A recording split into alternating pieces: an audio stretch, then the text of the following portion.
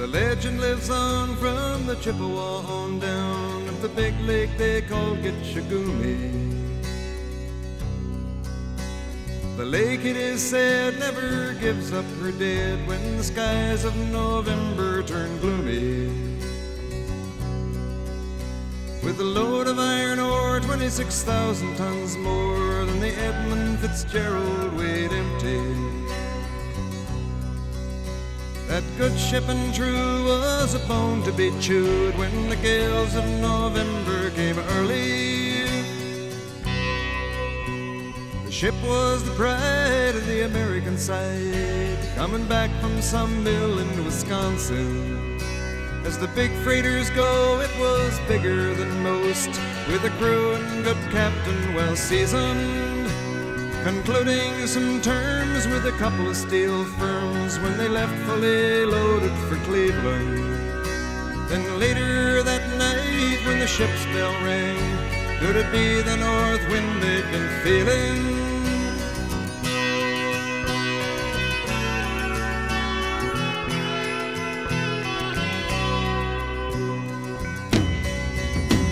The wind in the wires made a tattletale sound, and the wave broke over the railing.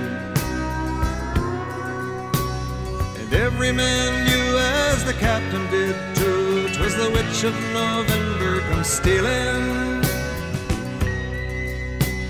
The dawn came late and the breakfast had to wait when the gales of November came slashing. When afternoon came, it was freezing rain in the face of a hurricane west wind.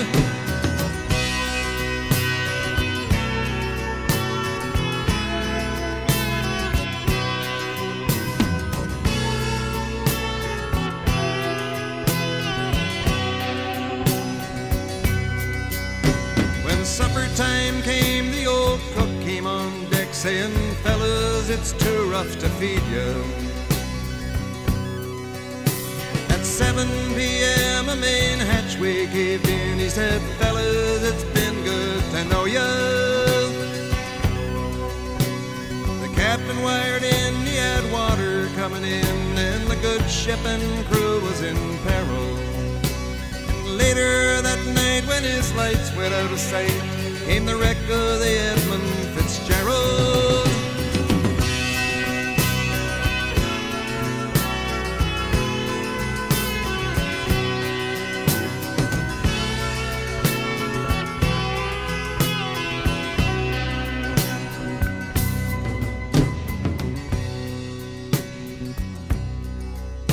Does anyone know where the love of God goes when the waves turn the minutes to hours? The searchers all say they'd have made Whitefish Bay if they'd put 15 more miles behind her. They might have split up or they might have capsized. They may have broke deep and took water. All that remains is the faces and the names of the wives and the sons and the daughters.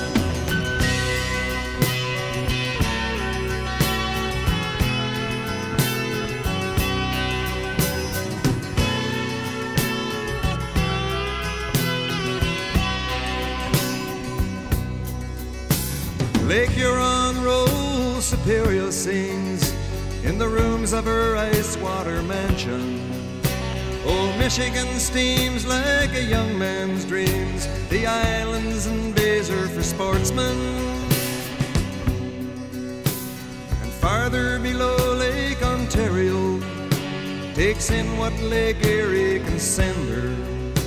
And the iron boats go, as the mariners all know, with the gales of November remembered.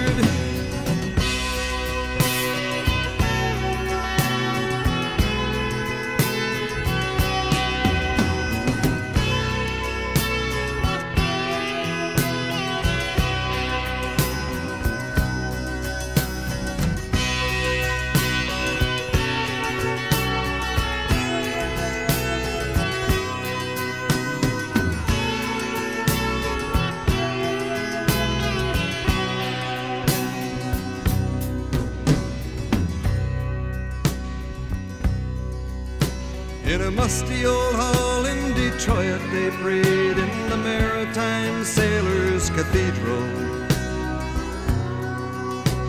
The church bell chimed till it rang 29 times for each man on the Edmund Fitzgerald.